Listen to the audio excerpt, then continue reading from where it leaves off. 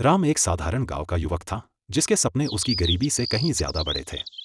एक रात उसे अपने पूर्वजों की एक प्राचीन डायरी मिली जिसमें एक गुप्त स्वर्ण भंडार, सोने का खजाना का नक्शा छिपा था। यह नक्शा उसे दूर दुर्गम कालकूट पर्वत की ओर इशारा कर रहा था। अपने परिवार के लिए बेहतर जीवन की आशा लिए राम ने उस खतरनाक सफर पर निकलने का फैसला किया।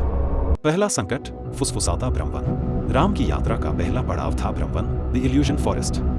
यह जंगल अपनी भयावह चुप्पी और धोखे के लिए जाना जाता था। जैसे ही राम ने जंगल में प्रवेश किया, चारों ओर से धीमी अस्पष्ट फुसफुसाहट सुनाई देने लगी। ये आवाजें कभी उसके परिवार की थीं, कभी लालच भरी हंसी की और कभी किसी अदृश्य खतरे की चेतावनी की। इस फुसफुसाहट ने राम की एकाग्रता को तोड़ना शुरू कर दिया।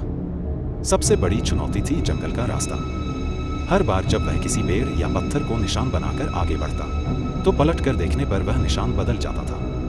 जंगल की वनस्पति भी खतरनाक थी। कुछ पेड़ ऐसे थे जिनकी डालियां अचानक तेजी से आगे बढ़कर उसे पकड़ने की कोशिश करती थी।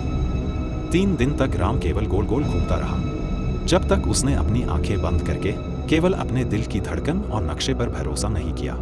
दूसरा संकट, मृत्यु का रेगिस्तान और विषैले बिच्छू। ब्रह्मवन से निकलने के बाद राम एक विशाल झुलसते हुए रेगिस्तान, जिसे मृत्यु का तापस्थल, द डेथ हीट जोन कहा जाता था, में पहुंचा। यहाँ का संकट गर्मी और प्यास थी। दिन के समय तापमान इतना अधिक था कि रेत पर पैर रखना भी असंभव था। राम का पानी का भंडार खत्म हो चुका था।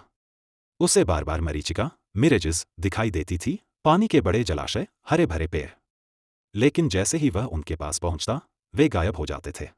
एक रात जब वह एक छोटी सी चट्टान के नीचे सोया हुआ था तो उसे तेज दर्द हुआ। जहरीले काले बिच्छुओं के एक झुंड ने उस पर हमला कर दिया था। राम ने तुरंत अपनी जड़ी बूटियों की पोटली खोली और विष को रोकने के लिए एक विशेष लेप लगाया। जहर का असर तो कम हुआ, पर अगले 2 दिन वह तीव्र बुखार और कमजोरी में रहा।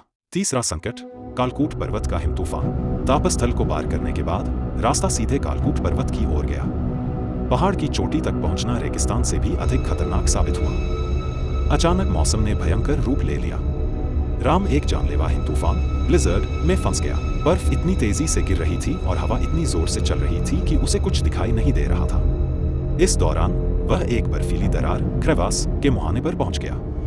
एक कदम और वह हजारों फीट नीचे गिर जाता। अपनी सूझबूझ से उसने अपनी रस्सी को बर्फ में दबाया और धीरे धीरे रेंगते हुए दरार से दूर हुआ। ठंड इतनी ज्यादा थी कि उसके हाथ पैर सुन्न होने लगे और उसे लगा कि वह अब जम जाएगा।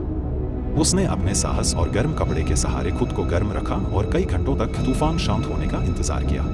चौथा संकट, सोने की गुफा का पाषाण रक्षक। तूफान शांत होने के बाद नक्शे के अनुसार राम एक प्राचीन गुफा के प्रवेश द्वार पर पहुंचा। यह गुफा ही स्वर्ण भंडार का द्वार थी। गुफा के अंदर एक गहरी काली खाई थी जिस पर एक पतली और फिसलन भरी पत्थर की पुलिया बनी थी। पुलिया के ठीक बीच में एक विशाल भयानक पाषाण पुरुष, स्टोन गार्डियन, खड़ा था। यह रक्षक कोई साधारण मूर्ति नहीं थी। उसकी आंखें अंगारों की तरह चमक रही थी। रक्षक ने गरजते हुए राम को रोका और कहा, खजाने तक जाने के लिए तुम्हें समय की पहेली सुलझानी होगी। रक्षक ने एक कठिन पहेली पूछी जिसका उत्तर राम को तुरंत समझ में नहीं आया। यदि वह गलत जवाब देता तो पाषाण पुरुष उसे खाई में धकेल देता।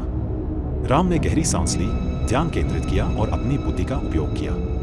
उसने पहेली का सही उत्तर दिया और पाषाण पुरुष शांत होकर एक बार फिर मूर्ति बन गया, जिससे राम के लिए रास्ता खुल गया। सफर का अंत, स्वर्ण भंडार।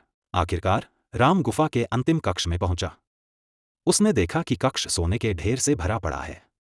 चमचमाते सिक्के, जवाहरात जड़े गहने और प्राचीन मूर्तियां जो सदियों से यहां छिपी हुई थी। यह केवल सोना नहीं था, यह उसके साहस, उसके धैर्य और उसके अडिग संकल्प का इनाम था। राम ने अपनी जरूरत के अनुसार सोना लिया, अपने खतरों भरे सफर को याद किया और विजयी होकर अपने गांव लौट आया। अब वह केवल एक गरीब युवक नहीं था, बल्कि एक साहसी योद्धा था जिसने अपने सपनों को सच कर दिखाया।